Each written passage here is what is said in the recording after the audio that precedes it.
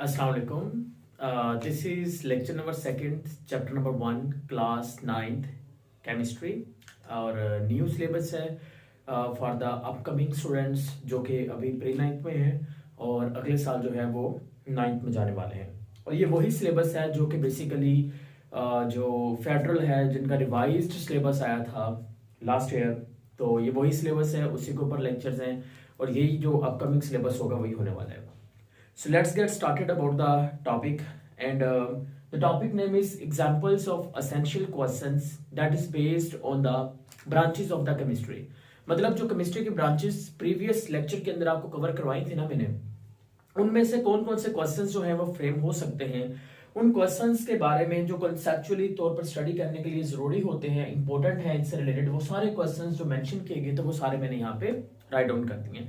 अब one by one हम इनके आंसर्स जो है वो देखेंगे, समझेंगे, क्योंकि कुछ भी पेपर के अंदर जो है वो हमसे पूछा जा सकता है, कंसेप्चुअली भी, थ्योरेटिकली भी। सो दैट्स व्हाई आपने इसको क्या करना है, कवर करना है। और because this topic is very important and also the channel is very important for all you guys, that's why मुक्की बजाकर ठोक दो और बोलो सब्सक्राइब इज डन। चलिए स्टार्ट करते हैं। Okay, so first one is that the physical chemistry. Last time मैंने आपको बताया था कि फिजिकल केमिस्ट्री जो होती है वो स्ट्रक्चर से रिलेटेड होती है, वो फिजिकल स्टेट से रिलेटेड होती है, सॉलिड, गैस एंड लिक्विड या फिर मैटर की। और फिर मैंने आपको बताया था कि फिफ्थ स्टेट ऑफ मैटर क्या होती है। जल्दी से कमेंट सेक्शन में बताओ जिसको पता है फिफ्थ स्टेट ऑफ मैटर क्या है, मैंने बताई थी आपको। अब देखिए, पहला क्वेश्चन है what is the structure of atom. मतलब फिजिकल केमिस्ट्री में से एक तो एमसीक्यू जैसा पूछा जा सकता है कि भाई बताइए जो स्ट्रक्चर ऑफ एटम है वो किस ब्रांच में स्टडी करेंगे। तो जब आपने पढ़ा होगा तो फिर आपको पता होगा कि स्ट्रक्चर ऑफ एटम तो फिजिकल केमिस्ट्री में जाएगी। तो अब यहां से इसका आंसर भी हमें देना है कि what is the structure of atom. Register से निकालो, पेन निकालो, लिखना शुरू करना है, समझाऊंगा मैं यहाँ पे। What is the structure of atom and how does it influence the chemical behaviour. उन्होंने दो क्वेश्चन एक साथ पूछ लिए हैं। उन्होंने पूछा कि जो फिजिकल केमिस्ट्री है वो किस तरह से हमें स्ट्रक्चर ऑफ एटम के बारे में बताती है। मैं आपको जस्टिफाई करके देता हूँ प्रॉपर। देखें, जो फिजिकल केमिस्ट्री है ना वो हमें एटम के स्ट्रक्चर के बारे में ये बताती है कि एटम का भाई स्ट्रक्चर क्या है। स्ट्रक्चर का मतलब ये होता है कि आपको वो बताएगी कि एटम में इलेक्ट्रॉन कितने होते हैं, उस एटम के अंदर इलेक्ट्रॉन कितने होंगे, उस एटम में के न्यूक्लियस जो है उसमें प्रोटॉन कितने होंगे, और आपको ये भी बताएगी कि उस एटम के अंदर जो है वो न्यूट्रॉन हमें कितने देखने को मिलेंगे उसके न्यूक्लियस के अंदर।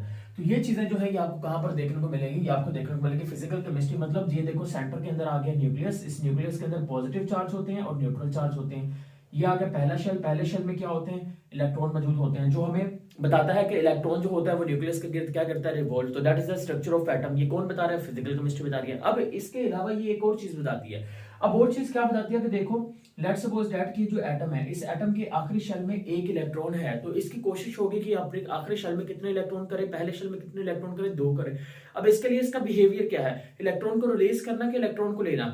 इसका बिहेवियर है इलेक्ट्रॉन को लेना ताकि 2 इलेक्ट्रॉन ये अपने पास रख सके। तो देखो किस तरह से जो इसका स्ट्रक्चर है वो हमें बता रहा है कि इसका बिहेवियर जो है वो कैसा होगा। इसके साथ साथ एटम्स का जो स्ट्रक्चर होता है वो हमें ये भी बताता है कि उसकी जो नेचर है वो भी कैसी होगी। लेकिन क्योंकि उन्होंने बिहेवियर की बात की है, सो दैट्स पे हम यहाँ तक इसको कंक्लूड करेंगे कि जो फिजिकल केमिस्ट्री होती है वो ना सिर्फ हमें एटम के स्ट्रक्चर के बारे में बताती है बल्कि उसके हमें बिहेवियर के बारे में भी एक्सप्लेन करती है।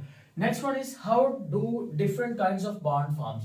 देखो अब डिफरेंट काइंड्स ऑफ बॉन्ड्स कौन कौन से होते हैं। डिफरेंट काइंड्स ऑफ बॉन्ड में सबसे पहले आपने याद रखना है कि बेटा जी एक होता है आयनिक बॉन्ड, एक होता है कोवलेंट बॉन्ड, ठीक है, फिर होता है कोऑर्डिनेट कोवलेंट बॉन्ड, फिर होता है metallic bond, coordinate covalent bond. आगे जाके पढ़ाऊंगा आपको मैं कोऑर्डिनेट कोवलेंट बॉन्ड। लेकिन उससे पहले मैं आपको बता दूं कि वो लोग जो इस चैनल और लेक्चर के ऊपर न्यू होंगे, मैं आपको बता दूं कि हमने इस बार जो है वो लेक्चर सीरीज ना सिर्फ केमिस्ट्री के ऊपर बनाई है बल्कि बायोलॉजी, फिजिक्स और बाकी जो सब्जेक्ट्स है, इंग्लिश, इस्लामिया, जो कि बड़ी मुश्किल लग रही है स्टूडेंट्स को, इसके ऊपर भी बना रखी है हमने। लेकिन वो जो वर्जन्स होंगे वो पेड होंगे, तो उसके लिए आपने क्या करना है, सबसे पहले तो आपने हमें इस नंबर के ऊपर राब्ता करना है और सब्सक्रिप्शन जो है वो ले लेनी है 0302 7762964 इस नंबर के ऊपर। सीखो होगी बात।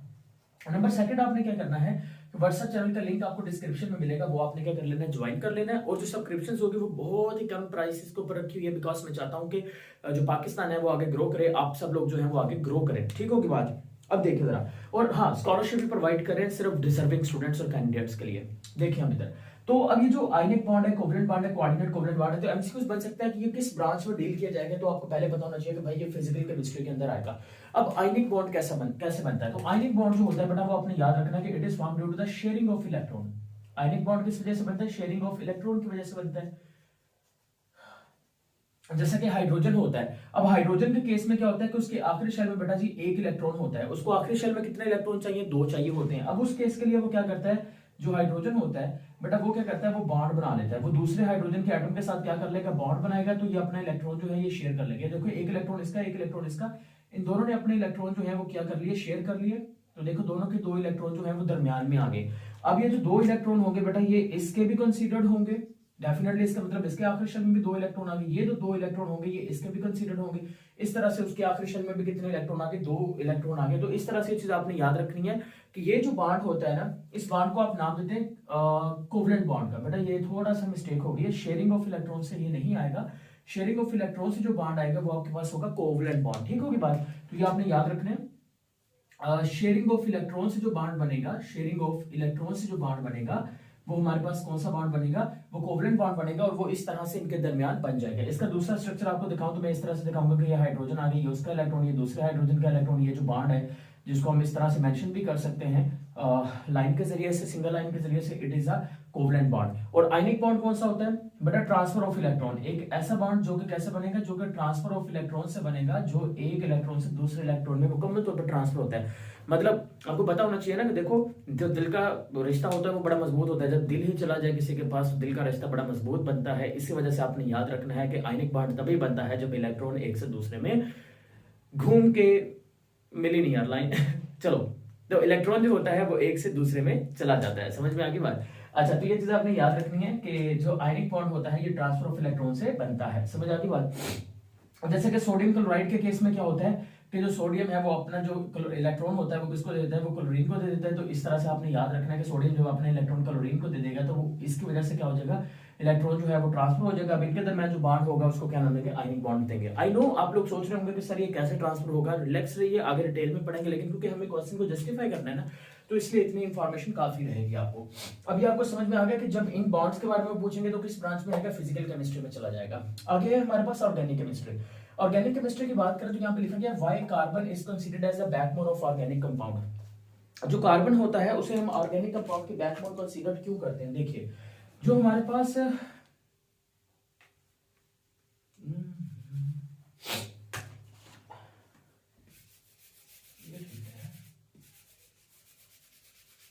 अच्छा क्वेश्चन क्या था, क्वेश्चन ये था यार, ये इसको भी खराब कर रहा है व्हाइट बोर्ड को, ये तीसरा भी था यहाँ पे। क्वेश्चन ये था आपके पास कि किस तरह से जो कार्बन है वो क्या है, वो बैकबोन होता है ऑर्गेनिक कंपाउंड का।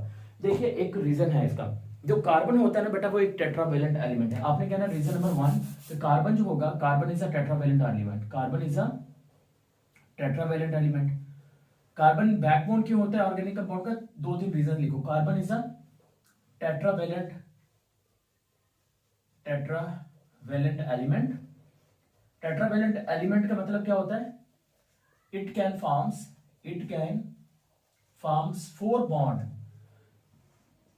4 bonds with other atoms, ये दूसरे एटम के साथ, एंड विद अदर एटम्स, ये दूसरे एटम्स के साथ कितने बॉन्ड बना सकते हैं, 4 बॉन्ड बना सकते हैं। मतलब कार्बन जो है वो इसलिए बैकबोन है क्योंकि कार्बन जो है वो इस तरह से मिलके क्या कर सकता है, वो एक लंबी चेन भी बना सकता है। और एक कार्बन के एटम कितने बॉन्ड बनाते हैं, 4 बॉन्ड बनाते हैं। जैसे कि आपको यहाँ पे कार्बन में नजर आ रहा होगा, इस कार्बन में देखो कितने बॉन्ड है, 1 2 3 4, इसमें कितने हैं 1 2 3 4, तो 4 से बॉन्ड बन रहे हैं ना। तो इसलिए आपने रीजन नंबर 1 ये लिखने हैं। रीजन नंबर 2 आपने ये लिखने कि कार्बन जो होता है वो इस वजह से बैकबोन के तौर पे काम करता है क्योंकि कार्बन जो है वो ना सिर्फ कार्बन के साथ बॉन्ड बनाता है, जैसे कि यहाँ पर आपको नजर आ रहा है, कार्बन जो है वो अदर कंपाउंड के साथ भी बॉन्ड बना सकते हैं। जैसे कि कार्बन ऑक्सीजन के साथ भी बॉन्ड बना लेता है, कार्बन जो है वो हाइड्रोजन के साथ भी बॉन्ड बना लेता है, कार्बन जो है वो कार्बन के साथ बॉन्ड भी बना लेता है। तो इसी वजह से बेटा ये क्या होता है, ये आपने याद रखना है कि ये बैकबोन कंसीडर किया जाता है ऑर्गेनिक कंपाउंड का। नेक्स्ट क्वेश्चन है what are the major functional group in organic molecule. जो ऑर्गेनिक मॉलिक्यूल्स होते हैं ना, कौन से मॉलिक्यूल जो कार्बन और हाइड्रोजन से मिलकर बनते हैं, जिनको हाइड्रोकार्बन्स कहते हैं। मुझे जल्दी से बताओ कि मेरे पास जो कार्बोनेट्स होते हैं उसमें भी तो कार्बन होता है, क्या वो ऑर्गेनिक कंपाउंड में कंसीडर्ड होंगे या नहीं होंगे? मैंने लास्ट लेक्चर में बताया था, जल्दी से कमेंट्स में बताओ। अच्छा, अब यहाँ पे देखो मेरे पास है, यहाँ पे बेटा जी उसने कहा कि कौन से मेजर फंक्शनल ग्रुप्स होते हैं। अब देखो मेरे पास एक ऑर्गेनिक कंपाउंड है, उस ऑर्गेनिक कंपाउंड मेरे पास है, ये देखो ये कार्बन और हाइड्रोजन से मिलकर बना हुआ है, तो ये एक ऑर्गेनिक कंपाउंड है, ये है मिथाइल। अब इसका साथ जैसे मैं एक फंक्शनल ग्रुप OH लगा दूंगा ना, ये फंक्शनल ग्रुप लगाने की वजह से इसकी पूरी प्रॉपर्टीज जो है वो चेंज हो गई। अब पहले क्या था, ये क्या था, एक मिथाइल था, क्या था, मिथाइल, ठीक है। लेकिन जब मैं OH लगाऊंगा तो OH एक ऐसा फंक्शनल ग्रुप है जो कि अल्कोहलिक ग्रुप है, जो कि कौन सा ग्रुप है, अल्कोहलिक ग्रुप। मतलब ये कंपाउंड को प्रॉपर्टीज कौन सी देगा, ये अल्कोहल वाली प्रॉपर्टीज दे देगा। तो इसका मतलब ये क्या बन गया, ये बन गया मैथानोल। ये क्या बन गया, ये मैथानोल बन गया, मैथानोल बन गया, मतलब अल्कोहलिक ग्रुप के लगाने से ये इसमें क्या हो गया, कन्वर्ट हो गया।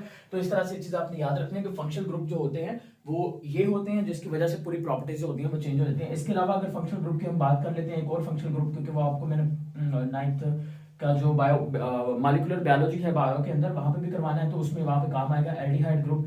एल्डिहाइड ग्रुप होता है कार्बन का डबल बॉन्ड ऑक्सीजन के साथ, एक तरफ हाइड्रोजन आएगा एक तरफ कुछ भी नहीं आएगा, ये एल्डिहाइड ग्रुप होता है। इस तरह से कीटोन ग्रुप कौन सा होता है, कीटोन ग्रुप में ये होता है कि कार्बन होता है, कार्बन का डबल बॉन्ड ऑक्सीजन के साथ होता है, दोनों तरफ कुछ भी नहीं होता, ये कीटोन ग्रुप हो गया।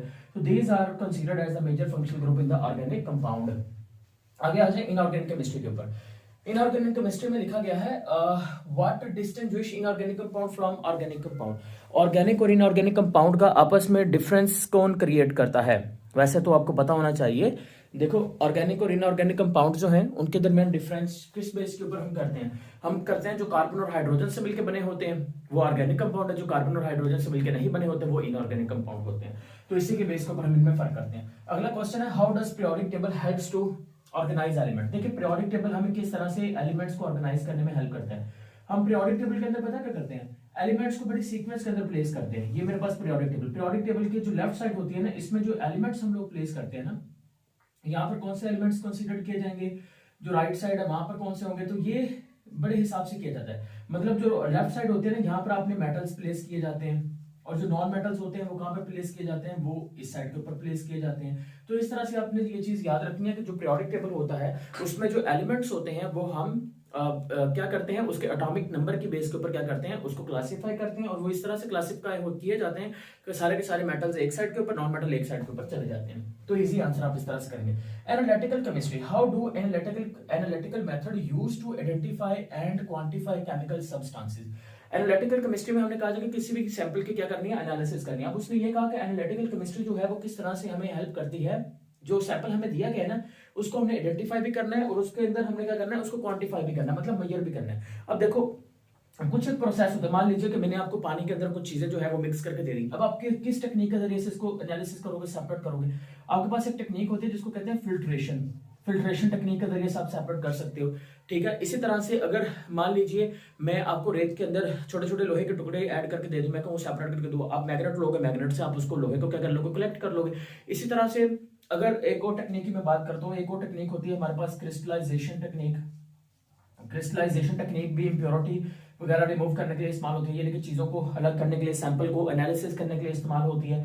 इस तरह से आपने याद रखना है कि अगर हम बात कर लेते हैं क्रोमेटोग्राफी जो है वो भी इसी मायने में इस्तेमाल होती है। इसी तरह से सब्लिमेशन टेक्निक की इस्तेमाल करना। तो ये सब्लिमेशन, ये जितनी भी टेक्निक्स का मैंने नाम लिया ना, आप कहना these all techniques are used for the analysis of the compound. ये कंपाउंड को एनालिसिस करने के लिए यूज होती हैं।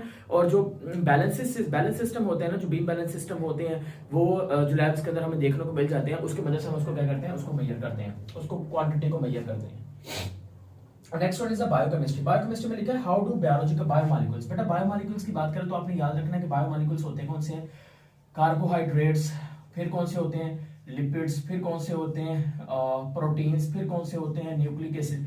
ये सारे के सारे क्या हैं, ये सारे के सारे होते हैं कार्बोहाइड्रेट्स। ये जितने भी मॉलिक्यूल्स हैं ये सारे के सारे होते हैं बायोमॉलिक्यूल्स।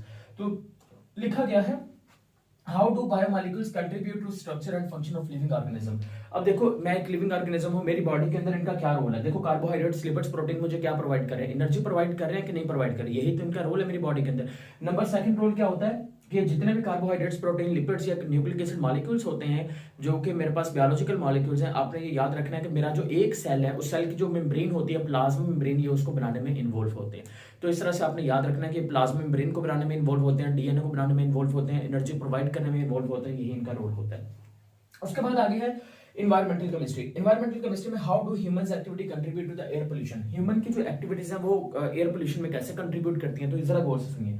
अब ह्यूमन की एक्टिविटी क्या है, ह्यूमन की एक्टिविटी ये है कि बेटा जी वो पेट्रोल का यूज करता है, मतलब वो व्हीकल्स यूज करता है पब्लिक ट्रांसपोर्ट की बजाय। अब जब वो व्हीकल्स यूज करेगा तो क्या यूज होगा, बहुत ज्यादा अमाउंट के अंदर पेट्रोल यूज होगा। पेट्रोल जब यूज होगा तो क्या होगा, जो कार्बन डाइऑक्साइड है वो कहाँ पे जाएगी, इन्वायरमेंट में।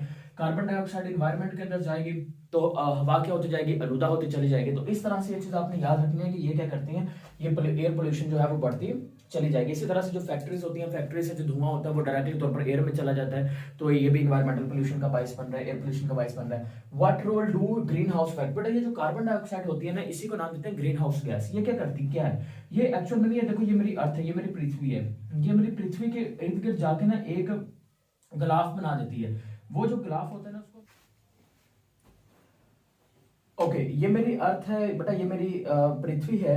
यहाँ पे देखिए ये ग्रीन हाउस गैस जो होती है ना, ये सूरज की जो रोशनी होती है ना, उसको अंदर तो आने की इजाजत देती है लेकिन बाहर जाने की इजाजत नहीं देती, जिसकी वजह से जमीन का जो दर्जा हरारत है ना वो दिन ब दिन क्या होता जा रहा है, वो बढ़ता चला जा रहा है, जिसकी वजह से जो सर्दियां हैं वो छोटी होती जा रही हैं और गर्मियां जो है उनका जो टेन्योर है वो बढ़ता चला जा रहा है। तो ये भी आपने चीज याद रखनी है कि किस तरह से बेटा ये जो एक्टिविटी है, क्लाइमेट चेंज जो है, क्लाइमेट चेंज का मतलब जो वातावरण है, जो आबोहवा है उसमें तब्दीली आती है, वो किस वजह से आ रही है, ग्रीन हाउस गैस की वजह से आ रही है। Next one is medicinal chemistry. Medicinal chemistry में आपने ये चीज समझनी है कि जब हम एक बीमारी को स्टडी करते हैं, उस बीमारी को स्टडी करते हुए हम क्या करते हैं बेटा जी, हम बेसिकली मेडिसिन जो है, ड्रग्स जो है वो डिजाइन करते हैं। वो किस में आएगा, वो मेडिसिनल केमिस्ट्री में आएगा। इसलिए उसने यहाँ पे लिखा कि what are the drugs designed, how are drugs design. तो आपने ये याद रखना कि ड्रग्स को डिजाइन कैसे किया जाता है। आपने कहना सबसे पहले डिजीज को स्टडी किया जाएगा, डिजीज को स्टडी करने के बाद उससे रिलेटेड जो है वो ड्रग्स होंगे, वो डिजाइन होंगे। जैसे कि अगर एक डिजीज बैक्टीरिया की वजह से है तो उसको किल करने के लिए हम क्या करेंगे, एंटीबायोटिक डिजाइन करेंगे। तो ये आप एग्जांपल दे सकते हैं।